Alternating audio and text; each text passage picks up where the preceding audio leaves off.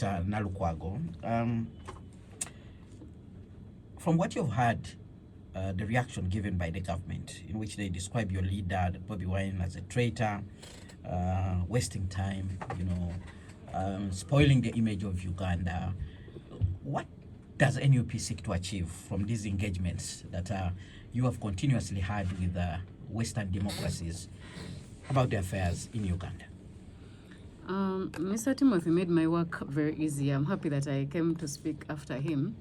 But also, the NRM narrative has always been that their kind of patriotism is supporting NRM. If you do not support NRM, you're not patriotic to this country. So that has been their narrative over a period of years, like 40 years. I'm happy that Ugandans have gotten out of that bait. They have been unbaited from it.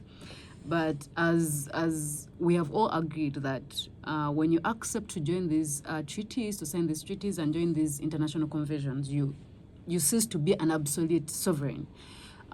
You see, where we stand as Uganda now, what I can tell you is he who feeds you controls you. Any family that gets, for example, a support from any other family, that other family that feeds them controls them. That has been there over a period of years. So we get a lot of aid and support from the European countries, from the USA. We've signed treaties. For example, you remember when the AGOA treaty brought a lot of chaos in Uganda, and there was NRM running up and down over it because of what we benefit from those treaties and those conventions that we sign on to. And when those people give us aid, US aid, when Trump stopped the US aid, you saw what happened in our health sector because we had a lot of support, especially in the field of HIV, in the area of HIV and how they used to support us. And you saw what the chaos that broke up in Uganda because our patients could not afford the treatment that was there. So when you have them funding our budget, giving us donations in the different sectors, developmental sectors, roads, transport, health, education, so it's, in fact, we rely on them. You cannot say, I saw Mr. Odonia saying they will not, the Parliament of AU has no right to summon them, which is true. They can refuse to go there. They can refuse because it's not really binding, but at what expense? You ask yourself, at what expense? If you refuse to go there, these are the people who are feeding you. What are you going to do when they cast, what are you going to do when they cast the aid that they give you? So eventually, I'm sure the NRM will go there. And of course, we all know that they have lobbyists whom they pay a lot of money. And they're in those countries trying to do the cleanup for them. We all know that it's happening, but eventually they will go there because they need the money. And given the fact that they've spent a lot of money during elections, so they'll need more money to run the country. You cannot run a government without money. So for us as NUP, of course, we know where that money comes from. And we know when they get this money and what they use it for. So our direction is one, if these people cannot agree to keep up with us treaties and the conventions they have signed to human rights treaties, the trade treaties and all that, and we are continuously violating the rights of Ugandans by abductions, by you've seen the brutality and the violence that happened in the election, even before the election, even after the election. They are violating freedom of speech. We are going to go to their donors and sponsors and tell them, you know what, these people signed to these treaties and you're giving them this money to do certain things and they're not doing it. So in simple terms, that is basically, that's what we are doing. So, of course, we as Ugandans, we are National Unity Platform, but we are Ugandans as well. We also benefit from the funds that come in because if the funds are coming in for roads, I use that road to go to school or to go to hospital every single day. So I'm a beneficiary. But if we are not agreeing or we are going away from what we have signed with the people who give us this money. So I do not agree because we want to be a government in power. We want to be a government that respects what we have signed onto. We respect the human rights that we have signed onto. So that is basically the direction that we are taking as the National Unity Platform. And what do you think these Western governments can actually do? What is your call as NUP? So our call, one, is to stop funding the NRM government because that money, they give it to us to fund different projects. But you've seen very many times where the money has been taken by a few people. We have had reports, and those people have not actually been prosecuted. We've seen some of them, they are taken to jail 2 days and they're out. The DPP withdraws charges. You've seen very many reports of that nature. So we are saying if you're giving them this money and they're diverting it to actually violate the rights of Ugandans, then I don't think we need this money if it's not doing what it's supposed to do. That is the number one case that we are putting across. Because, and also, we are putting across that, okay, you're having a relationship with this government, but look what they're doing to the people. I'm sure the relationship you're having with them is not to mistreat our people. Because mainly opposition, not only NUP, all other opposition political parties are getting the brutality. Of course, it's mainly NUP, but also them, they're facing all these challenges. The UPC president, you see what happened to him. So we are saying that if you're giving... Who? Please continue. Please continue. So if we are saying that if our opposition political parties, being in opposition, of course, is not our position. We want to go into power. But if our opposition political parties, even if we go into power, we expect the NRM, the opposition, to do the same. If we are violating their rights, to do the same to us. So we are saying we just want to lay a firm foundation where everyone's rights and freedoms are respected. All right.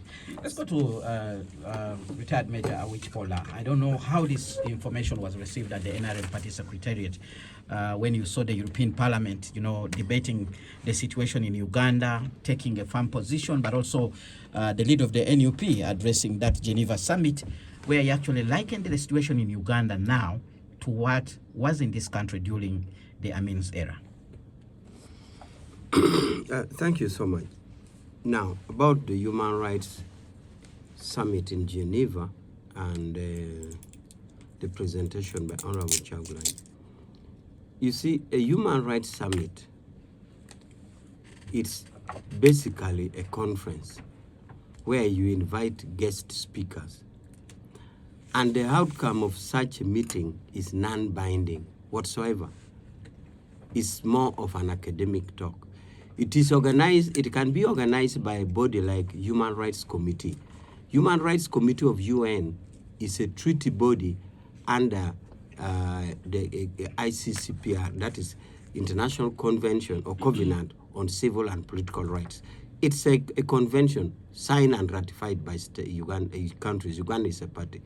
So this body chooses a day. For example, they can choose a day called a general comment. General comment is where you call everybody to discuss a particular topic. So a Human Rights Summit is just a conference called by a committee of UN to discuss. It's more or less an intellectual body. It is non-binding and anybody can talk. So it shouldn't worry us. Anybody can talk. It's like issuing a press conference. So I just like to clear what Human Rights Summit is. The other thing that is being talked here is the issue of sovereignty and conventions or treaties that are signed. You see, treaties by definition or convention is an agreement between, it is an agreement that you sign to agree.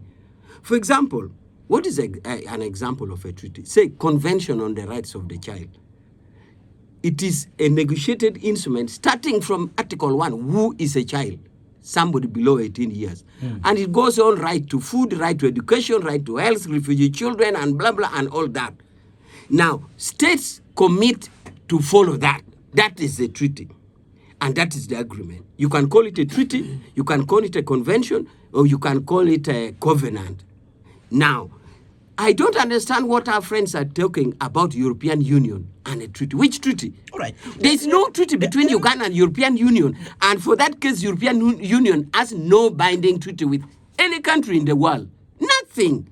Nothing. I know the other treaties, for instance, the civil and political rights. That is under UN. Where we have also signed. Yes, that is under UN. Now, under civil and political rights, if a country was to be held liable, a country has what is called periodic review, normally every 5 years. Uganda has been reporting. Now, when Uganda reports, the experts in UN discusses and comes up with a ruling called concluding observations. Normally, it is advisory opinion to the government. For example, do this. For example, that body can come before Human Rights Commission came. The body can come with a recommendation like establish Uganda Human Rights Commission. Okay? It can make recommendation like if it is there, said give funding to Human Rights Commission. That is the binding. Now, assuming, for example, Uganda went and murdered the entire Karamojong, and that is a violation under that convention, what would happen in this situation is that the Human Rights Committee that you are saying under that treaty would discuss at a reporting time when Uganda is supposed to report. They would evaluate. Then, even that body has no power to sanction Uganda. The reports of these committees are taken to New York, to General Assembly. Now, unless it's so grave, then it goes to Security Council. For goodness sake, Geneva has no power to sanction any country. Even General Assembly has no such a power. They can pass any resolution. But if there's action to be taken on a country, whether Eritrea, Malawi, or Uganda, it will be Security Council. And that's normally a long period. But normally what happens at this stage for treaty bodies that you are binding, they give you ways to do it, what to do. For example, they want a country to show measures of what you can do. And that's why I say a country is not judged by a mere action of its officers. For example, that Sergeant Okello has killed, or Sergeant Tumwesiji has killed. What happens is that the UN wants to know, do you have measures in place? What legal system do you have? How do you punish such people? Once you have such in place, then the country will be absorbed from it. And that is why one time it came up, the same European Parliament, their opinion can be persuasive. I took it upon myself. I went to police here in Naguru. I told police, there is a complaint that you police are mistreating people, violating rights. What do? Do you punish them? Police collected me a whole huge file of disciplinary whatever report of police. They had dismissed others, they had demoted others, they had sentenced others to jail. I went to UPDF. I said, there's a complaint against you. What have you done? UPDF gave me a whole file of decisions they have taken, including a soldier who had killed in a Wandegea, one who had killed in a Rubaga. One was sentenced to death, one was sentenced to 50 years, so it's a very long period. Now, this is what the treaty that you have signed want. They want to see measures that you have in place because they know that in a soldiers of 80,000, you cannot police each to say one will not deviate. There will be violations. So this is the kind. But to say, for example, that we have an agreement with European Union, there is no agreement with European Union. European Union doesn't sign any binding agreement with any country. Nothing. The best European Union does is because they have crystallized themselves into a kind of a one country, they send one ambassador. And that very ambassador that they send is like a kind of a coordinator of member states, like Germany, Netherlands, this and this.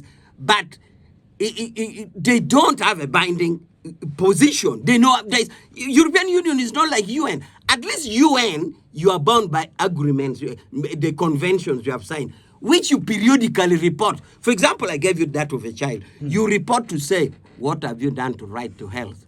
What have you done to right to education? Are children going to school? Article by article. No such arrangement with the European Union. So European Union is a non-binding thing and it has no power whatsoever. However, European Union, we can listen to them. In any case, are we saying NRM government doesn't want human rights? We want it and we value it more. And that is why we have put all measures, Human Rights Commission, all this and all that. That is why it goes down to the cracks that now that UNRM is committed to human rights, how do you penalize or how do you handle violations if they occur?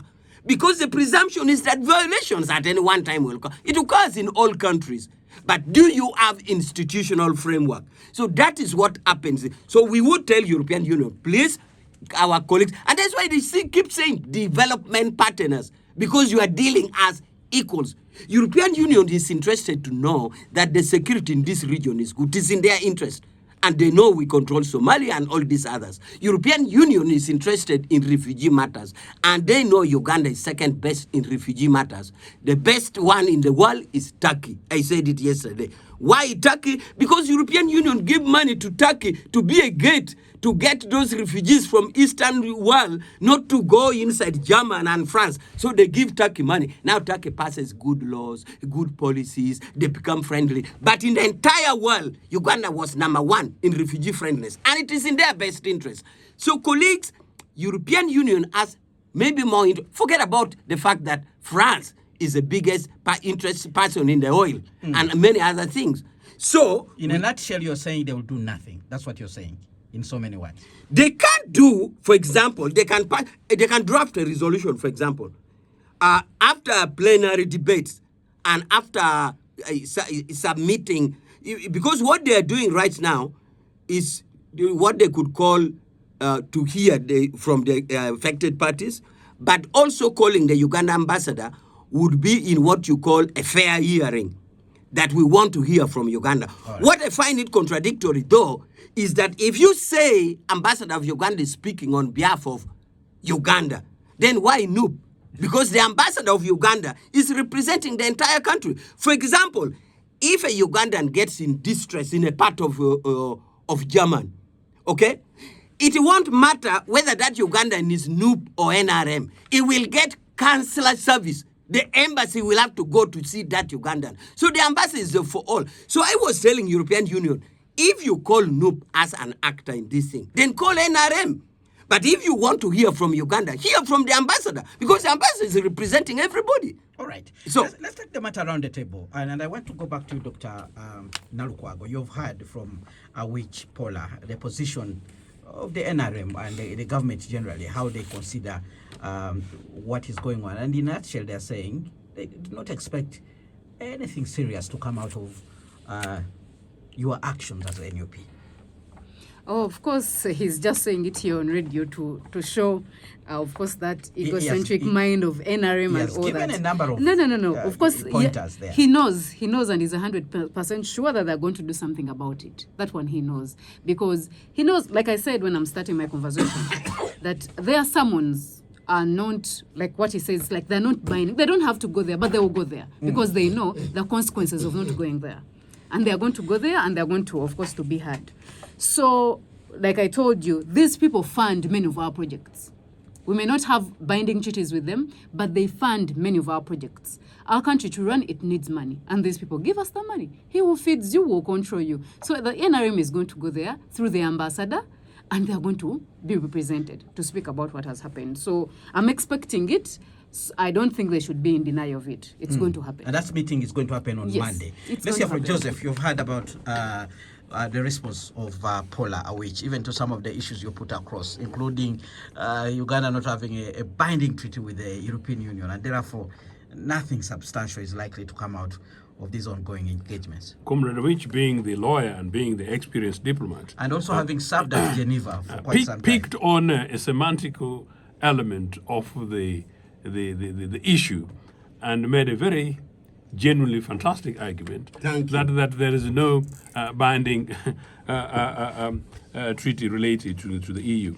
But where Comrade Awich continues in denial is that you cannot dismiss the European Union. The European Union is really the largest, most influential global body. One, had the East African community not been almost a property of Kampala, would have started from the East African community. Of course, the question is, what can they do? I'm giving That's you the most context. important thing. I'm giving you context. Had the African Union not been a body of predominantly these sleeping men, shocking, Milton Obote, where are you? Kwame Nkrumah, where are you? Patrice Lumumba, where are you? Had it not been, perhaps we wouldn't be here. But I can tell you that beyond that for Uganda, the next most important body is the Commonwealth, which I nearly had to buy the third shoe to try and make sure that I kept walking, and we kept on walking to them to expose them. These bodies matter. These bodies matter. But Comrade Awich is right that global treaties relating to human rights are very specifically linked to the UN. But Comrade Awich, what the EU does and says works. They broke Zimbabwe. They broke us here in Obote too, when you guys were in the bush with the Gaddafis and were busy being their pudo when they're trying to make sure that they found access to this region and including my country. They did. Specific treaties, eventually from this, global human rights treaties, which Uganda must link up to, because I know Comrade Rich was making the argument about EU. We are simply saying here that Uganda is in breach of the fundamental global human rights treaties. Human Rights Treaty, Committee on Social and Economic Rights, elimination of racial discrimination, elimination of discrimination against women, Committee against torture, rights of the child, migration of and workers, rights of persons with disabilities.